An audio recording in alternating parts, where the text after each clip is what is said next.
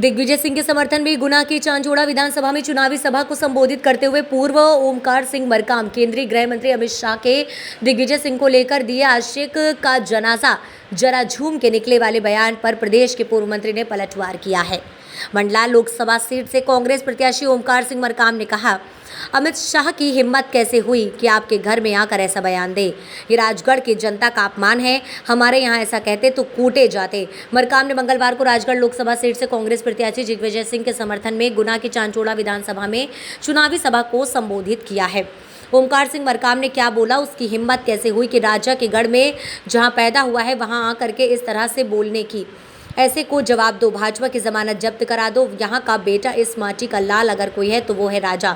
वो सिर्फ राजा को बोलना है, ये ध्यान रखना है। वो राजगढ़ की जनता को बोला है। उसकी हिम्मत कैसे हुई कि आपके घर में आकर वो ये बोले कि जनाजा निकाल दे। अमित शाह जी, इस घमंड का जवाब राजगढ़ की जनता देगी। हम इंसान हैं। उन्होंने गलत बयान दिया है कि नहीं? क्या है के बारे में कुछ बोला था? क्या बोला है? वो जनाजे बोलने के जनाजे निकाल दी। उसकी हिम्मत कैसे हुई कि राजा के घर में जहाँ पैदा हुआ है वहाँ आकर के इस तरह से बात बोलने वाला, ऐसे को जवाब दे दो कि भाजपा की जमानत जब्त करा दो कि यहाँ का बेटा इस माटी का लाल अगर कोई है वो राजा है। उसके क्षेत्र में वो सिर्फ राजा को नहीं बोला, ध्यान रखना, राजगढ़ की जनता को बोला। वो राजगढ़ की जनता को बोला है। उसकी हिम्मत कैसे हुई कि आपके घर में आकर के वो ये बोले कि जनाजा निकाल दे। अमित शाह जी, ये घमंड का जवाब राजगढ़ की जनता देगी। हाथ पकड़ जमानत जब्त करा दो।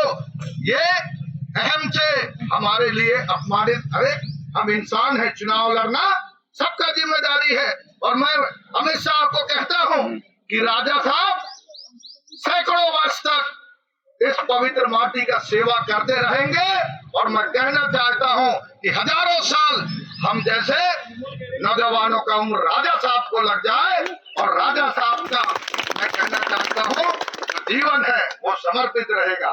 तो मैं आपसे निवेदन करना चाहता हूं, कार्यकर्ता साथियों, आप सोचिए कि अमित शाह की इतनी बड़ी हिम्मत कि हमारे माटी पे आके हमारे माटी की लाल को ऐसा बोल रहा है और हम लोग क्या खामोश बैठ जाए?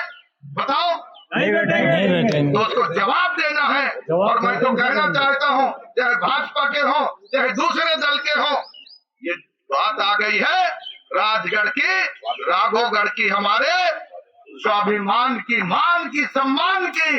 और जिन्होंने अपमान किया है उसको जवाब देना है। कब देना है? 7 तारीख को।